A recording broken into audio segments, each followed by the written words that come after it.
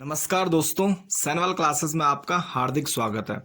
दोस्तों, आज हम बात करने वाले हैं परमार वंश के बारे में। और इससे पहले अगर आप हमारे चैनल से जुड़े हुए हैं तो हमने परमार वंश से संबंधित जो उसके पहला चरण है उसके बारे में हमने चर्चा की थी। यानी जब परमार वंश का चांदपुर गढ़ी में उदय होता है, चमोली के क्षेत्र में उदय होता है, और उसके बाद वहाँ पर कुछ समय तक वो आसपास के चांदपुरगढ़ के आसपास के क्षेत्र में शासन करते हैं। और उसके बाद धीरे धीरे करके उनका राज्य विस्तार होता है, और वो विस्तार करते करते काफी बड़े भूभाग को या अन्य जो उसके आसपास के गढ़ हैं उनको अपने शासन के अंतर्गत लाकर रख देते हैं। तो इसके बाद और भी परमार शासक आते हैं, और परमार शक्ति का विस्तार काल यानी उसका जो द्वितीय चरण है वो प्रारंभ होता है। ये काल अजयपाल से प्रारंभ होकर प्रद्युमन शाह तक चलता है। तो इस काल में हम अजयपाल से लेकर वह कौन कौन सी प्रमुख घटनाएं हैं जो इस काल से संबंधित यानी जो परमार शासक हैं उनसे रिलेटेड था, हमारे एग्जाम के पॉइंट ऑफ व्यू से क्या क्या इंपॉर्टेंट चीजें हैं, सबको विस्तृत रूप में समझ के चलते हैं।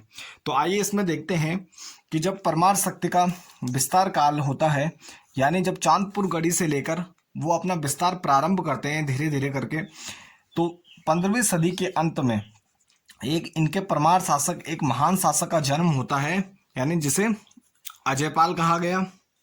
तो इस शासक द्वारा समस्त जो गढ़ रहते हैं, 52 गढ़ों का देश कहा जाता है हमारे उत्तराखंड को, या केदार भूमि को, उत्तराखंड के केदार भूमि को, गढ़वाल क्षेत्र को। तो यहाँ पर जो मोस्टली सारे गढ़ रहते हैं उनको अजयपाल द्वारा जीता जाता है, और उसके साथ ही गढ़वाल के क्षेत्र में पूरा एक छत्र शासन हो जाता है परमारों का। तो यहाँ पर हम देखते हैं कि इसके जानकारी के जो हमें स्रोत पता चलते हैं कि परमार शक्ति के विस्तार के काल के। तो इस काल के जो मुख्य स्रोत हैं, पंवार अभिलेख हो गई, पंवार मुद्राएं हो गई, वंशावलियां हो गई, समसामयिक ऐतिहासिक ग्रंथ हो गए यानी इससे रिलेटेड जो इंपॉर्टेंट ग्रंथ हैं, और विदेशी यात्रियों का विवरण हो, यानी जो विदेशी यात्री इस काल में यहाँ पर आए और उनके द्वारा जो यात्रा वृत्तांत दिया जाता है, तो उससे पता चलता है कि जो थोड़ा वो चीजें इस काल से संबंधित हमें उसकी जानकारी होती है। इसके अलावा मुगल कालीन विवरण, अंग्रेजों के गजेटियर्स और प्रचलित लोक गाथाएं, यानी उनसे संबंधित जो लोक गाथाएं हैं उनसे भी हमें काफी कुछ जानकारी प्राप्त होती है। तो ये जो हमारा द्वितीय चरण है यानी परमार शक्ति का विस्तार का काल है, तो इसमें हम किन किन शासकों के बारे में पढ़ेंगे इनको देख लेते हैं। अजयपाल से लेकर ये प्रद्युमन शाह है, तो इसके बीच जो प्रमुख शासक आते हैं उन सब के बारे में हम पढ़ेंगे। तो इसमें अजयपाल हो गए, कल्याणपाल या कल्याण शाह, सुंदरपाल, हंसदेवपाल, विजयपाल, सहजपाल, बलभद्र शाह, मान शाह, श्याम शाह, महिपत शाह, पृथ्वीपत शाह, मेदिनी शाह, फतेहपति शाह, उपेंद्र शाह, प्रदीप शाह, ललित शाह, जैकेट शाह, और उसके बाद अंतिम हमारे प्रद्युमन शाह आते हैं। इसके बाद जो तीसरा चरण होगा हमारा वो टिहरी का इतिहास से संबंधित होगा, यानी जो टिहरी के परमार शासक हैं उसके बीच जो घटनाक्रम होता है, गोरखों का आना, उसके बाद अंग्रेजों द्वारा गोरखों को पराजित करना, यहाँ पर ब्रिटिश राज्य की स्थापना होना, तो उसके बारे में हम विस्तृत रूप से जानेंगे। और उसके बाद टिहरी के हम परमार शासक इसका तीसरे चरण में इसका अध्ययन करेंगे। इसके बाद आज का जो हमारा मुख्य विषय है या मेन टॉपिक है वो है अजयपाल, यानी परमार वंश के ऐसे महान शासक के बारे में जिसने समस्त गढ़ों को एक किया तथा गढ़वाल पर एक परमारों का एक छत्र शासन स्थापित किया, अपनी राजधानी पहले देवलगढ़ से श्रीनगर के क्षेत्र में स्थापित किया। और परमार वंश के ऐसे 37वें महान शासक के बारे में आज हम विस्तृत रूप में बात करने वाले हैं। तो दोस्तों, थोड़ा इसका एक ओवरव्यू बना के चलते हैं कि हम इस वीडियो में अजयपाल से संबंधित किन किन चीजों के बारे में जानेंगे। तो सबसे पहला है राज्यरोहण के बारे में। तो राज्यरोहण से संबंधित चीजों के बारे में जानेंगे। फिर उसके बाद प्रारंभिक स्थिति है कि प्रारंभ में क्या क्या परिस्थितियां हैं, राज्य विस्तार हो गए, अजयपाल का उपगढ़ अभियान, अजयपाल का शासन प्रबंध, किस प्रकार से अजयपाल ने अपने शासन व्यवस्था को बनाया। उसके बाद सरोला ब्राह्मणों की नियुक्ति, धूलिपाता, धर्म संप्रदाय, कुल देवी, अन्य नाम और उनकी उपाधियां तथा उनके द्वारा अजयपाल के द्वारा करवाए गए निर्माण कार्यों के बारे में विस्तृत रूप में जानेंगे। इसके बाद परमार शक्ति का जो विस्तार का काल है वो अजयपाल से प्रारंभ माना जाता है। यानी जो परमार शक्ति का विस्तार किया, प्रमुख रूप से जो विस्तार किया या मुख्य श्रेय जाता है वो अजयपाल को जाता है। और अजयपाल की बात की जाए तो ये आनंदपाल द्वितीय के पुत्र रहते हैं और आनंदपाल द्वितीय परमारों के 36वें शासक होते हैं। ये वंशावलियों के आधार पर है। इतिहासकार हैमिल्टन हैं, उनके द्वारा इनको प्रथम परमार स्वतंत्र शासक के रूप में माना जाता है। यानी परमारों में प्रथम जो स्वतंत्र शासक है उन्होंने अजयपाल को माना है। लेकिन हम इससे पहले जो हमारी वीडियो है और इससे पिछला जो चरण है उसमें हम जान चुके हैं कि जो इससे पहले और भी परमार शासक थे जिन्होंने अपनी स्वतंत्र सत्ता स्थापित की थी। लेकिन अजयपाल द्वारा एक विस्तृत क्षेत्र भूभाग में शासन किया गया, तब परमारों को पूरा विस्तृत किया गया केदार भूमि में। तो इसलिए हैमिल्टन द्वारा इनको प्रथम स्वतंत्र शासक होने का श्रेय दिया जाता है। इसके बाद इनके अगर राज्यरोहण की बात की जाए, इनके शासक बनने की यानी परमारों के 37वें राजा बनने की बात की जाए तो ये थोड़ा विवादित है। जो दो प्रमुख इतिहासकार हैं, पंडित हरकृष्ण रतोड़ी द्वारा इनका जो राज्यरोहण है वो 1500 ईस्वी के आसपास माना जाता है। लेकिन जो अधिकतर इतिहासकार हैं वो इसको 1490 में स्वीकार करते हैं कि 1490 में अजयपाल का राज्यरोहण हो गया था। तो इसलिए जो इनका हम शासन काल है वो हम 1490 से लेकर 1519 के बीच लेकर चलते हैं। अब इसके बाद हम प्रारंभिक स्थिति के बारे में देखते हैं कि जैसे ही अजयपाल शासक बनता है उस टाइम पीरियड में गढ़वाल की और कुमाऊं की यानी हमारे संपूर्ण उत्तराखंड की और उसके आसपास के यानी मध्य हिमालय और उसके आसपास के क्षेत्र की परिस्थितियां क्या हैं, यहाँ पर कौन कौन से प्रमुख शासक हैं जिनकी जानकारी हमें प्राप्त होती है और किस प्रकार से जो गढ़वाल के परमार शासक अजयपाल द्वारा अपने आसपास के क्षेत्र में सामंजस्य बढ़ाया जाता है, युद्ध किया जाता है और क्या क्या परिस्थितियां हैं। तो इसमें हम सबसे पहले इनको थोड़ा मैप में देख लेते हैं। अगर कुमाऊं की बात की जाए तो यहाँ पर चंद्रवंश का उदय हो जाता है चंपावत के क्षेत्र में, और यहाँ पर जो चंद्रवंश के कीर्तिचंद नामक शासक यहाँ पर इनके शासनकाल में शासन कर रहे होते हैं 1488 से लेकर 1503 में।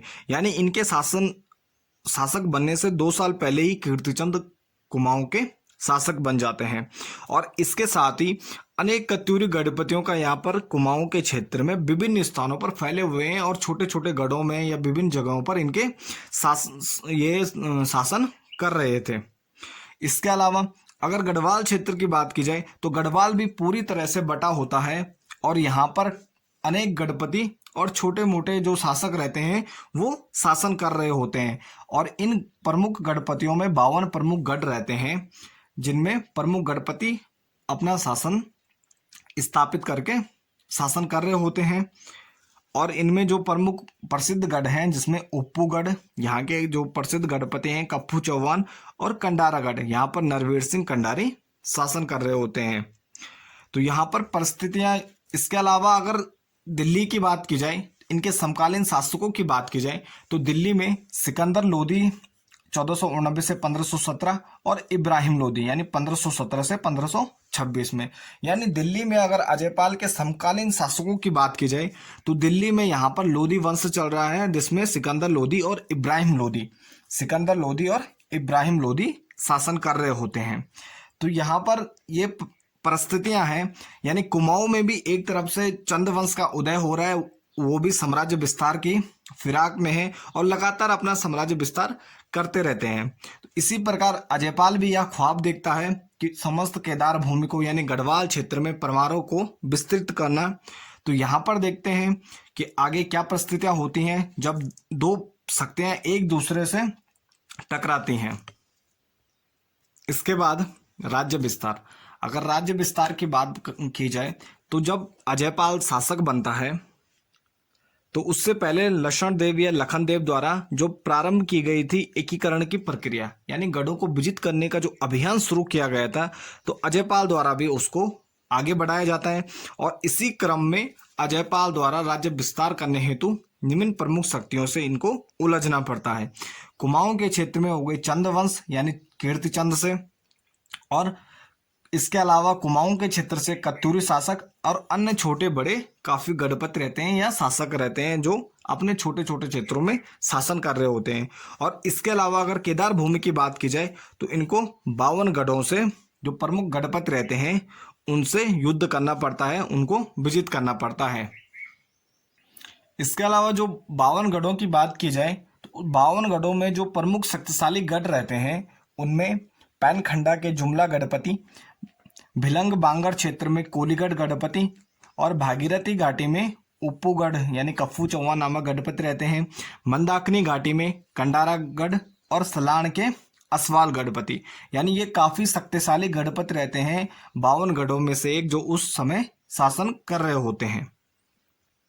सबसे पहले इसमें अजयपाल द्वारा चंद शासक कीर्तिचंद से युद्ध किया जाता है। तो इसको थोड़ा आप कहानी समझ के चलिएगा कि कहानी क्या होती है कि जैसे ही अजयपाल शासक बनता है वह पूरे गढ़वाल के क्षेत्र को एक करना चाहता है। जैसे ही यह बात कीर्तिचंद को पता चलती है तो उसका जो सपना था वो वह भी पूरे कुमाऊं को एक करना रहता है, यानी एकीकरण वो भी विस्तार कर रहे होते हैं।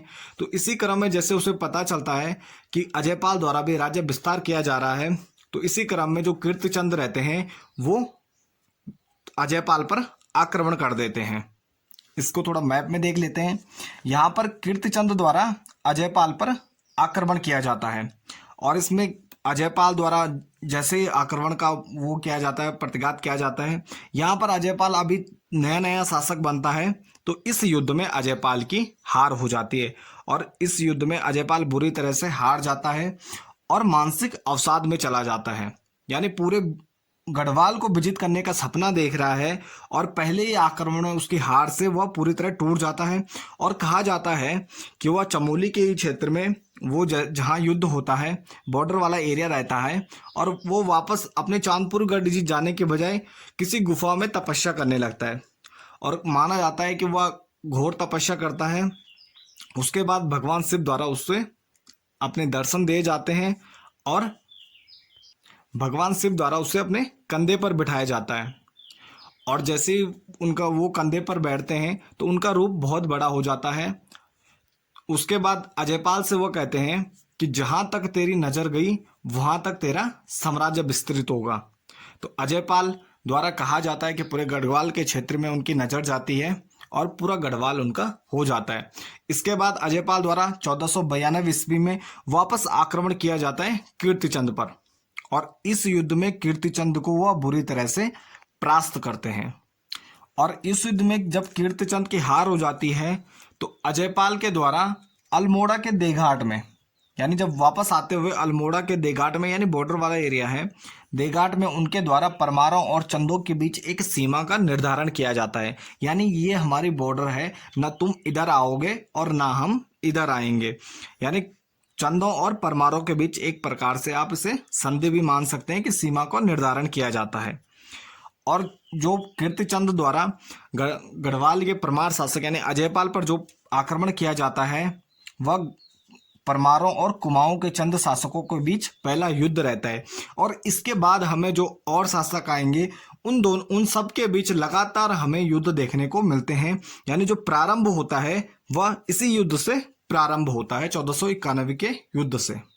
अब इसके बाद जब कीर्तिचंद को जीत लिया, चंद शासक को हरा दिया, अब इसके बाद अजयपाल की नजर जाती है अपने आसपास के 52 गढ़ों, यानी जो प्रसिद्ध गढ़ रहते हैं वहां पर नजर जाती है। अब इनको विजित करने का समय आ गया है।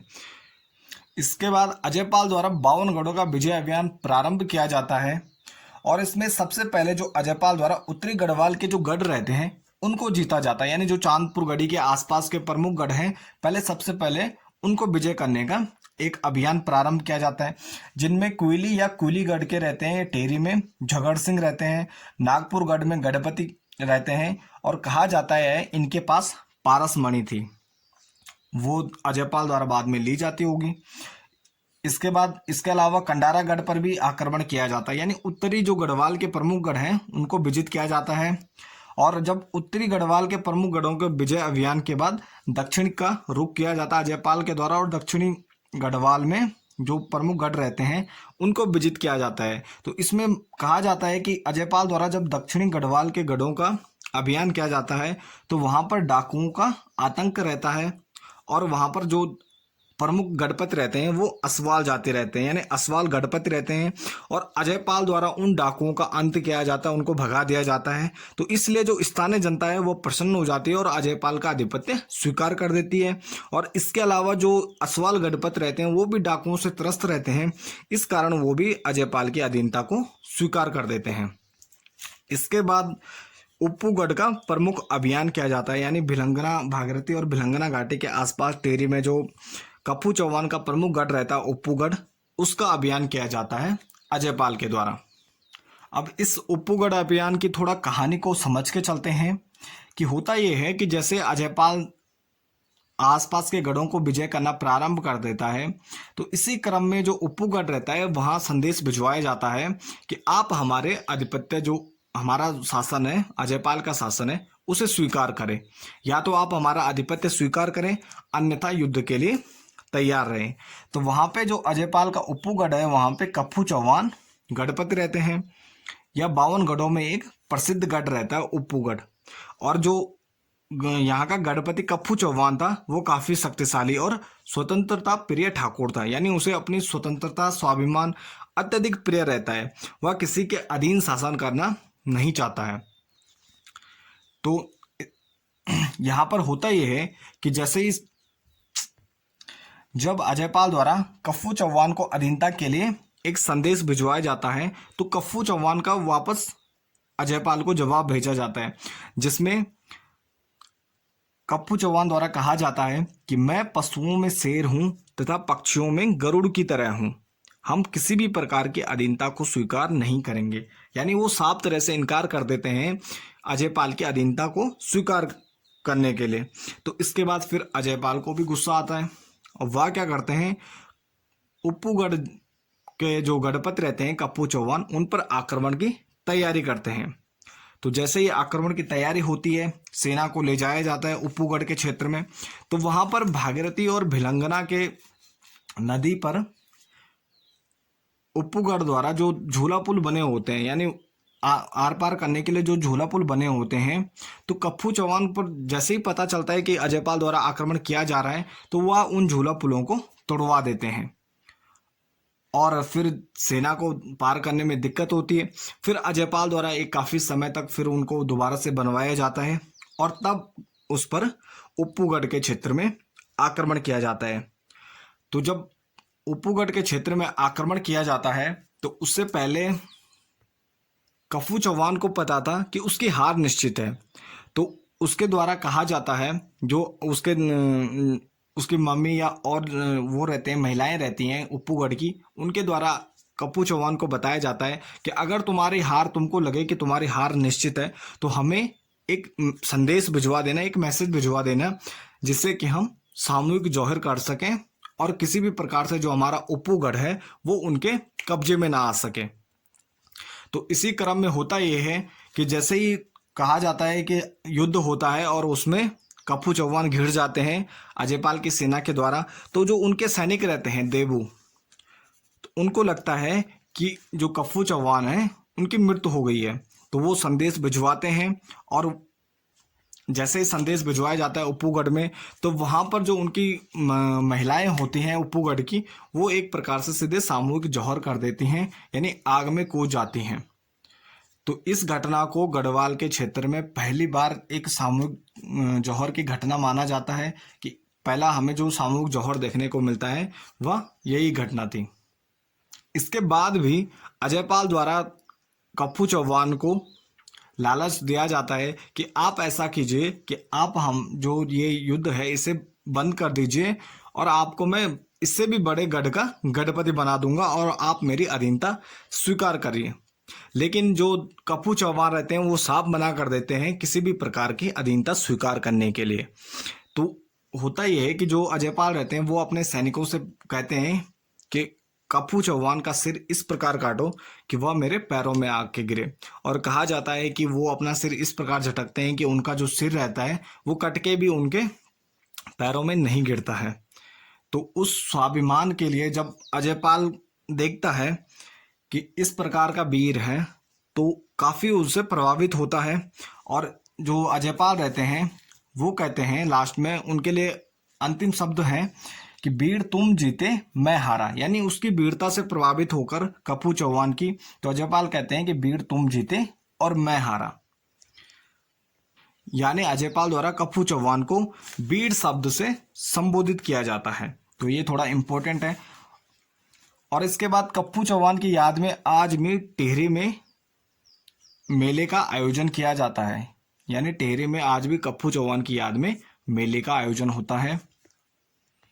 इसके साथ ही अजयपाल द्वारा उप्पूगढ़ को भी सफलतापूर्वक विजित कर दिया जाता है। इसके अलावा टिहरी राज्य हस्तलेख में पैनखंडा के जुमला ठाकुरों और मंदाकिनी घाटी के दुमुक देश के नरवीर सिंह कंडारी को भी विजित करने का उल्लेख मिलता है। और कहा जाता है कि जो नरवीर सिंह कंडारी रहते हैं ये इनके डर से नदी में कूदकर आत्महत्या कर लेते हैं। इस प्रकार अजयपाल द्वारा समस्त 52 गढ़ों को किसी को युद्ध से तो किसी को वैवाहिक संबंध बनाकर समस्त गढ़ों पर एक छत्र शासन की स्थापना की जाती है। इसके अलावा अजयपाल द्वारा तराई क्षेत्र में जो डाकुओं व बाह्य आक्रमणों से आतंकित था उनको परास्त किया जाता है और उनकी सुरक्षा हेतु 3 जो प्रमुख गढ़ रहते हैं वहां पर सैनिक चौकियां स्थापित की जाती हैं। तो जहां पर सैनिक चौकियां स्थापित की जाती हैं वो प्रमुख गढ़ हैं लंगूरगढ़, मेहरगढ़ और गुजरूगढ़, यानी 3 प्रमुख गढ़ों में जो ये सीमावर्ती गढ़ थे यहाँ पर सैनिक चौकियां स्थापित की जाती हैं। इसके बाद डॉक्टर जो परमार हैं और राहुल साकरत्यायन हैं उनके अनुसार अजयपाल ने इस क्षेत्र को विजित कर समस्त केदार भूमि को गढ़पाल नाम दिया था, जो संभवतः गढ़ नाम इसी समय जुड़ा, अर्थात उनके द्वारा माना जाता है, यानी जो गढ़ नाम है वो अजयपाल के शासनकाल में इससे जुड़ा। और इसके बाद जो गढ़वाल नाम का प्रचलन है वो हमें अजयपाल के शासनकाल से ही देखने को प्राप्त होता है। परंतु जो शिव प्रसाद डवराल हैं यानी चारण, जिनको चारण भी कहा जाता है, तो इनके द्वारा कहा जाता है कि गढ़वाल शब्द का जो सर्वप्रथम प्रयोग है वो मोलाराम द्वारा 1815 ईस्वी में किया गया। यानी कि जो ये थ्योरी है कि अजयपाल के शासनकाल से ही गढ़वाल नाम का प्रचलन हुआ, तो वो इसको रिजेक्ट कर देते हैं और वो मोलाराम के द्वारा ही गढ़वाल वर्ड का सबसे पहले जो प्रयोग है वो मोलाराम के द्वारा बताते हैं। इसके बाद अजयपाल के राज्य विस्तार की बात की जाए तो इसमें जो अजयपाल के समय अजयपाल का राज्य विस्तार था, अगर पूर्व की बात की जाए तो देगाट अल्मोड़ा के क्षेत्र तक विस्तृत था, उत्तर में हिमालय तक और पश्चिम में यमुना के तट तक, और दक्षिण की बात की जाए तो उत्तर प्रदेश का नजीबाबाद का क्षेत्र भी उस समय परमारों के अधीन माना जाता है। इसके अलावा हरिद्वार में चंडी क्षेत्र के आसपास भी परमारों का शासन क्षेत्र माना जाता है। जो बिजनौर गजेटियर के अनुसार नजीबाबाद व अफजलगढ़ का जो क्षेत्र है, यानी उत्तर प्रदेश का जो क्षेत्र है नजीबाबाद अफजलगढ़ वाला एरिया, यहाँ पर अजयपाल का शासन क्षेत्र माना जाता है बिजनौर गजेटियर के अनुसार। इसके बाद अजयपाल द्वारा जब अपनी समस्त गढ़वाल को विजित किया जाता है तो इसी क्रम में राजधानी का परिवर्तन भी किया जाता है, क्योंकि चांदपुर गढ़ से पूरे गढ़वाल में शासन करना थोड़ा मुश्किल था। तो इसलिए अजयपाल द्वारा पहले चांदपुर गढ़ से राजधानी को देवलगढ़, यानी पौड़ी गढ़वाल का ही क्षेत्र है, पहले देवलगढ़ में 1512 में देवलगढ़ में, और देवलगढ़ के बाद फिर श्रीनगर पौड़ी गढ़वाल के क्षेत्र में 1517 ईस्वी में राजधानी स्थानांतरित की जाती है। परंतु कुछ इतिहासकार मानते हैं कि जो 1517 यानी राजधानी परिवर्तन लास्ट शासनकाल के अंत में राजधानी परिवर्तन करना सही नहीं प्रतीत होता है, इसलिए जो इसका समय है वो 1506 से 1509 के बीच माना जाता है। यानी जो राजधानी परिवर्तन क्या होगा वो 1506 से 9 के बीच किया होगा। तो अजयपाल को श्रीनगर की स्थापना का श्रेय भी जाता है, और ये इसकी जानकारी हमें रामायण प्रदीप और गढ़ राग्या वंशावली जो परमार ग्रंथ हैं इनसे हमें पता चलती है। लेकिन एटकिंसन जो इतिहासकार हैं उनके द्वारा देवलगढ़ से राजधानी को श्रीनगर स्थानांतरित करने का जो श्रेय है वो महिपति शाह को दिया जाता है कि महिपत शाह द्वारा ही राजधानी को देवलगढ़ से श्रीनगर ट्रांसफ़र किया जाता है। तो ये थोड़ा आपको याद रखना होगा। तो यानी जो राजधानी का क्रम है चांदपुरगढ़ से देवलगढ़ और देवलगढ़ से श्रीनगर। इसके बाद अजयपाल का शासन प्रबंध। यानी किस प्रकार से अजयपाल का शासन प्रबंध था। यानी जब इतने बड़े केदार भूमि को विजित कर रहा है तो उसके लिए एक व्यवस्था बनानी पड़ेगी। तो यहाँ पर देखते हैं कि अजयपाल द्वारा सबसे पहले राज्य की जो सीमाओं को समुचित रूप से निर्धारित किया गया, जिस प्रकार से चंद वंश के साथ अल्मोड़ा में देघाट जो स्थान है वहां पर चंद और परमारों के बीच बॉर्डर बना दी गई। तो यहाँ पर सीमाओं का समुचित निर्धारित किया गया और जिसे अजयपाल का ओढ़ा या स्तंभ भी कहा जाता है। यानी जो सीमाएं थी जहां पर उनका निर्धारण किया जाता है वहां पर जो एक विशेष प्रकार का पत्थर रखा जाता है जिसे अजयपाल का ओढ़ा या स्तंभ कहा जाता है। इसके अलावा सीमावर्ती क्षेत्रों में चौकियां स्थापित की, दुर्गों का सुदृढ़ीकरण किया और साथ में ही जो सीमा के जो प्रमुख क्षेत्र है जहां पर बाह्य आक्रमणकारियों का भय रहता है वहां पर सैनिक चौकियां अजयपाल के द्वारा स्थापित की जाती है। यानी जो अपना राज्य है उसको सुरक्षित करने के लिए काफी महत्वपूर्ण प्रयास किया गया। इसके अलावा राज्य को सुव्यवस्थित व्यवस्था के लिए, यानी राज्य में एक स्पेशल व्यवस्था के लिए, विशेष प्रकार की व्यवस्था बनाने के लिए इसको अनेक परगनों और पट्टियों में विभाजित किया गया। इसके साथ ही परगना अधिकारी व पट्टी अधिकारी भी नियुक्त किए गए। और इसके अलावा जो विजित गढ़पति थे जिनको अजयपाल ने विजित किया था उनको परगनों का प्रशासनिक दायित्व सौंपकर मित्रवत व्यवहार रखा गया। यानी कहीं ऐसा ना हो कि जो ये गढ़पति हैं पुनः षड्यंत्र कर पुनः क्या करें कि राज्य के खिलाफ विद्रोह कर दें। तो इसके लिए उनसे मित्रवत व्यवहार रखा गया और उनको परगनों का प्रशासनिक दायित्व सौंपा गया। और इसके साथ ही प्रजा सुख के लिए अजयपाल द्वारा निरंतर प्रयास किए गए और अनेक कार्य किए गए। इसके अलावा अजयपाल द्वारा सरोला ब्राह्मणों की नियुक्ति भी की जाती है और नियुक्त करने का कारण ये होता है कि समाज का जो उच्च वर्ग रहता है और उसकी जो उपजातियां रहती हैं उनमें खान पान एवं भात को ग्रहण करने लेकर भेदभावपूर्ण नीति रहती है। यानी जो उसकी उपजातियां रहती हैं उच्च वर्ण की, तो उनके द्वारा आपस में खान पान संबंधी विवाद रहता है और इसका प्रभाव सेना में भी देखने को मिलता था। यानी एक सामाजिक जो भेदभावपूर्ण नीति थी उसका प्रभाव सेना पर भी मिलता था। इस क्रम में युद्ध में दिक्कत होती थी। तो इसके लिए जो अजयपाल द्वारा एक ब्राह्मण वर्ग से एक सरोला ब्राह्मणों की नियुक्ति की जाती है और उनसे जो खान पान संबंधी भेदभाव था वो दूर हो जाता है और जो सरोला ब्राह्मण रहते हैं उनके द्वारा जो बनाए गए भात होता है उसको सूची माना जाता है और खान पान संबंधी जो भेदभाव समाज व सेना में व्याप्त था उसके हल के लिए इस सरोला ब्राह्मण की नियुक्ति की जाती है और उन्हें दर्जा दिया जाता है। इसके बाद अजयपाल का धूलि पाता। अन्न मापन के लिए अजयपाल द्वारा एक पाथा प्रणाली का प्रचलन किया जाता है। पाथा में 2 kg मतलब उसमें 2 kg अन्न को मापा जाता है। पाथे में एक पाथा बराबर 2 किलो होता है। तो जब पाथा प्रणाली का प्रचलन किया जाता है तो लोगों द्वारा इसमें जालसाजी की जाती है। यानी कि अलग अलग माप के पाथे बनाए जाते हैं और उनसे जालसाजी करना प्रारंभ किया जाता है। तो अजयपाल द्वारा क्या किया जाता है, फिर सरकारी माप का एक पाथा बनाया जाता है जिसे धूलि पाथा कहा जाता है। यानी सरकारी माप का अन्न मापन का एक पाथा बनाया गया और जिसे धूलि पाथा कहा गया। और इसी पाथे को देवलगढ़ शिलालेख में अजयपाल का धर्म पाथो कहा गया है। यानी जो ये अजयपाल का धूलि पाथा है इसको ही देवलगढ़ शिलालेख में अजयपाल का धर्म पाथो बताया गया है। तो ये कुछ प्रमुख कार्य थे जो अजयपाल के शासन प्रबंध से संबंधित थे। इसके अलावा अगर अजयपाल के धर्म संप्रदाय की बात की जाए तो प्रारंभ में माना जाता है कि अजयपाल शैव धर्म से संबंधित है, लेकिन जब कप्पू चौहान यानी उप्पूगढ़ का युद्ध होता है तो उसके बाद अजयपाल का गोरखनाथ संप्रदाय के तरफ रुझान बढ़ जाता है और वो गोरखनाथ संप्रदाय के मतावलंबी हो जाते हैं। और अजयपाल के जो गुरु रहते हैं सत्यनाथ रहते हैं और ये देवलगढ़ के रहने वाले होते हैं। गोरखनाथ एंड द कन्फर्टा योगीज नामक ग्रंथ है जो जॉर्ज वेस्टन विंग्स का है।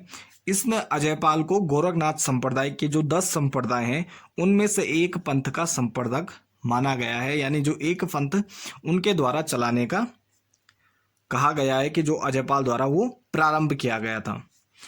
इसके अलावा अगर कुल देवी की बात की जाए तो परमार वंश की कुल देवी माँ राज राजेश्वरी है, जिनका प्रसिद्ध मंदिर अजयपाल द्वारा देवलगढ़ पौड़ी में बनवाया गया था।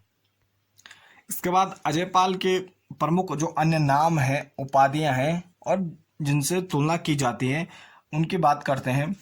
तो यहाँ पर मानवोदय काव्य में, यानी जो परमारों का प्रथम ऐतिहासिक काव्य है जिसे भरत कवि द्वारा लिखा गया है, तो इस काव्य में अजयपाल की काफी प्रशंसा की गई है और इसके लिए कृष्ण, युधिष्ठिर, भीम, कुबेर और इंद्र नामक शब्द प्रयुक्त किए गए हैं, अजयपाल की तुलना की गई है। इसके अलावा सांवरी ग्रंथ या जो तंत्रिका ग्रंथ भी है, उसमें अजयपाल को आदि गुरु या आदिनाथ कहा गया है। और समस्त गढ़ों पर विजय के कारण अजयपाल को एक छत्र सम्राट कहा जाता है, यानी पूरे गढ़वाल के एक सम्राट के रूप में माना जाता है। इसके अलावा गढ़वाल का अजयपाल को गढ़वाल का नेपोलियन भी कहा जाता है, गढ़ों वाला भी कहा जाता है और गढ़वाल का अशोक भी कहा जाता है। तो जो गढ़वाल का अशोक है, उसके पीछे कारण यह है कि जब उप्पूगढ़ में कफू चौहान की मृत्यु होती है, तो उसके बाद जैसे अशोक का कलिंग युद्ध के बाद हृदय परिवर्तन होता है, तो उसी के बाद अजयपाल का भी उप्पूगढ़ अभियान के बाद हृदय परिवर्तन होता है और वह धार्मिक कार्यों में रुचि करना प्रारंभ कर देता है। इसके बाद वो धार्मिक कार्य करना प्रारंभ कर देता है और युद्ध की नीति, जो युद्ध नीति रहती है, उसका परित्याग कर देता है। तो एक तरह से ये अशोक की तरह कार्य करता है, इसलिए इसको गढ़वाल का अशोक भी कहा जाता है। भरत कवि के द्वारा जो रचित पहला परमारों का ऐतिहासिक ग्रंथ है, वह मानवोदय काव्य है और मानवोदय काव्य में अजयपाल की काफी प्रशंसा की गई है और उसे अपने शत्रुओं का मनोबल नाम से ही तोड़ने वाला बताया गया है। इसके अलावा जो श्रीनगर में राजभवन रहता है, यानी अजयपाल के द्वारा श्रीनगर में राजभवन बनाया जाता है। 1517 ईस्वी में अजयपाल द्वारा श्रीनगर में एक 4 तल का भवन का निर्माण किया जाता है और जो 1803 में भूकंप आता है, जब प्रद्युम्न शासक रहते हैं, तो इस भूकंप में अत्यधिक क्षतिग्रस्त होता है और 1894 की अलकनंदा बाढ़ में यह पूरी तरह से नष्ट हो जाता है या बह जाता है। इसके अलावा राजभवन से रिलेटेड जो इम्पोर्टेंट फैक्ट है कि 1828 में जब कुमाऊं के कमिश्नर ट्रेल बनते हैं, तो उनके द्वारा श्रीनगर पहुंचकर इस राजभवन की काफी प्रशंसा की जाती है। इसके अलावा भगनी निवेदिता ने भी राजभवन की प्रशंसा की थी। इसके बाद अजयपाल के निर्माण कार्य की बात करें तो अजयपाल का जो निर्माण कार्य है वो 2 जगह या 2 स्थानों में हमें देखने को मिलता है, या 2 राजधानी क्षेत्रों में हमें देखने को मिलता है, देवलगढ़ और श्रीनगर के क्षेत्र में। देवलगढ़ में बात की जाए तो यहाँ पर अजयपाल के द्वारा राजभवन, सत्यनाथ भैरव का मंदिर, गौरजा मंदिर और कुलदेवी राज राजेश्वरी का मंदिर का निर्माण किया जाता है। और श्रीनगर की बात की जाए तो यहाँ पर राजभवन, 4 तलों वाला और कालिका मठ की स्थापना की जाती है। इसके अलावा देवलगढ़ में विष्णु मंदिर है, उसके पास अजयपाल का पद्मासन मुद्रा में एक चित्र भी प्राप्त होता है। तो इस प्रकार अजयपाल की जो गणना है वो मध्य हिमालय के महान शासकों में की जाती है और उसके शासनकाल में राज्य सीमाएं पूरी तरह सुरक्षित रहती हैं और जो प्रजा रहती है वो सुखी से अपना जीवन यापन करती है। तो इस प्रकार जो अजयपाल द्वारा पूरे गढ़वाल का एकीकरण किया जाता है और पूरे गढ़वाल में एक छत्र शासन करना प्रारंभ हो जाता है। यानी जो इसके बाद के परमार शासक आएंगे वो पूरे गढ़वाल के शासक होंगे और पूरे गढ़वाल के क्षेत्र में उनका शासन स्थापित होगा। तो ये थे अजयपाल से संबंधित कुछ महत्वपूर्ण तथ्य जो हमारे एग्जाम के पॉइंट ऑफ व्यू से काफी इंपॉर्टेंट। इसके साथ ही हमारी आज की वीडियो यहीं समाप्त होती है। इसके बाद मिलते हैं एक नेक्स्ट टॉपिक में और एक नेक्स्ट वीडियो के साथ। बने रहे हमारे चैनल के साथ। तब तक के लिए धन्यवाद।